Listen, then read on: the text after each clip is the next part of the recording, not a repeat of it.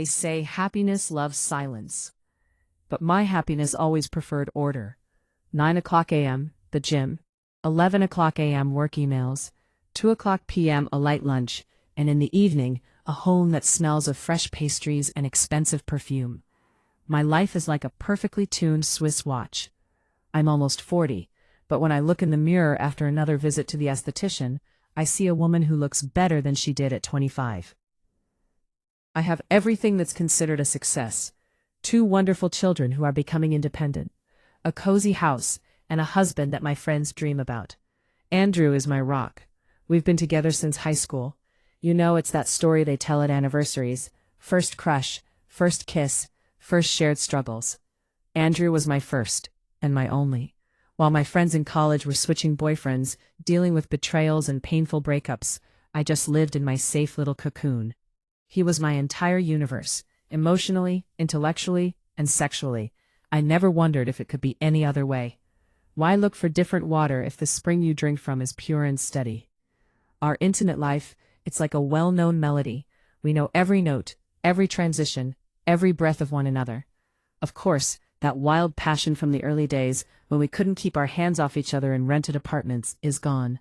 It was replaced by something else, something deep, cozy, and reliable, like a warm blanket on a rainy evening. Andrew earns a good living. It gives me the opportunity to be the woman he wants to see. I invest a lot of time and effort in myself. Spas, massages, Pilates 3 times a week. I know what the women in his circle look like, and I don't intend to lose this battle for my own husband's attention. I have to stay in shape so that when he comes home, his gaze always settles on me with that same quiet satisfaction. I felt protected. Life was clear, predictable, and safe. I was sure I knew everything about myself. I knew my tastes, my boundaries, my desires. The closer the number in my passport got to 40, the more I caught myself having strange thoughts in front of the mirror. I'd examine a barely noticeable crinkle near my eyes and think, 5 years, maybe 10, and that's it. The body will start to give in, gravity will take its toll, and no esthetician will be able to bring back that glow. It felt like a countdown. Andrew is wonderful, reliable, my first and only. But somewhere on the periphery of my mind, a voice began to itch. Is this it? Are you really going to go into old age knowing the touch of only one pair of hands? What if there's a different spark out there?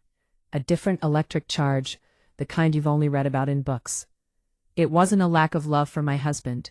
It was a hunger for the life that was slipping through my fingers. And then, the opportunity. The company's anniversary. A grand corporate retreat in Florida, in Tampa. The company rented out an entire beachfront hotel. Over 100 people from all the branches, half of whom I'd never seen face to face. Florida greeted me with humid, hot air that smelled of the ocean and expensive tanning lotions. During the day, everything was professional. Air-conditioned conference rooms, endless slides about growth strategies, success charts, and management speeches. I sat in a perfectly pressed linen suit, nodding and taking notes, but mentally I was already on the beach. In the evening, a completely different life began. Dinner on the open terrace transitioned into a party right on the sand. The atmosphere was soaked in freedom. Here no one knew me as the perfect suburban mother who always pays the bills on time. Here I was just a beautiful woman in a light dress that barely brushed my thighs. The DJ played something rhythmic, blending with the sound of the surf. The cocktails were too cold and too strong. The pool lights, the torches along the shore, the smell of salt and sun-warmed bodies. I felt the alcohol blurring the boundaries of my proper world. I danced, feeling the eyes of men on me. It was like a drug.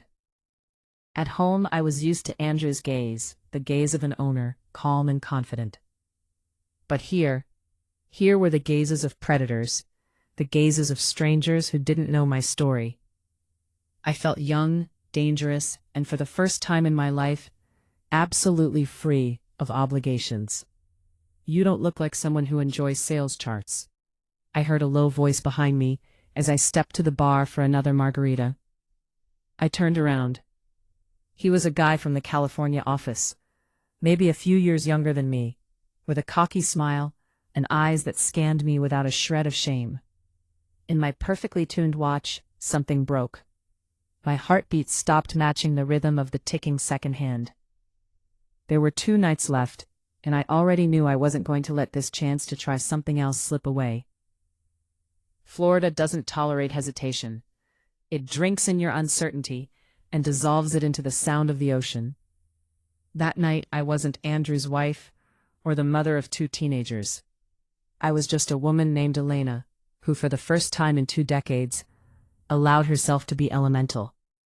The man who spoke to me at the bar wasn't alone. A circle of attention suddenly formed around me.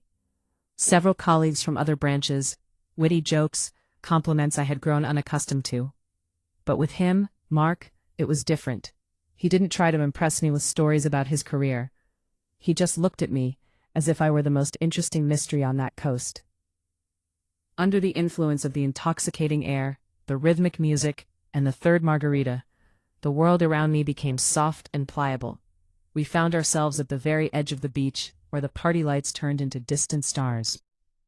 Everything happened surprisingly harmoniously. No long preludes, no promises of eternal love or emotional dramas.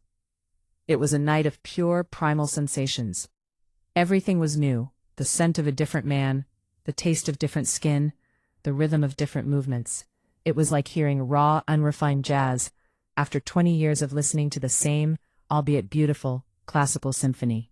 I was discovering zones within myself I never knew existed. In my head, it wasn't a betrayal, it was a discovery. A vibrant, physical escape that I had been desperately missing in my sterile, perfect reality. When the Florida sun peeked into the room the next morning, I didn't feel what we are usually taught to expect after an affair. There were no tears, no stinging shame, no urge to confess immediately. I only felt a slight fatigue in my muscles and a strange, almost childlike joy. I returned home 3 days later. Andrew met me at the airport with flowers.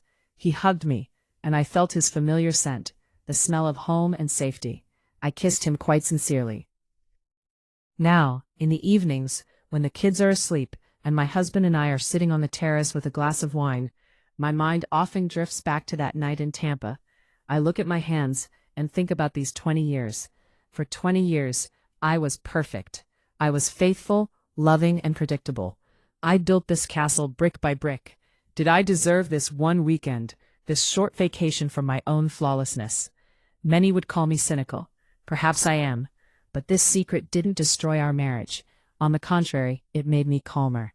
I'm not afraid of my 40s anymore. I know that beyond my garden there is a whole world, and the fact that I peeked over the fence once doesn't make my garden any worse. I continue going to the gym, the esthetician, and the massages, but now I don't do it to keep Andrew from being stolen.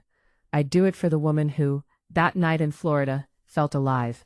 The paths of the heart are strange, and perhaps sometimes we need a small sin to understand the true value of what we call virtue.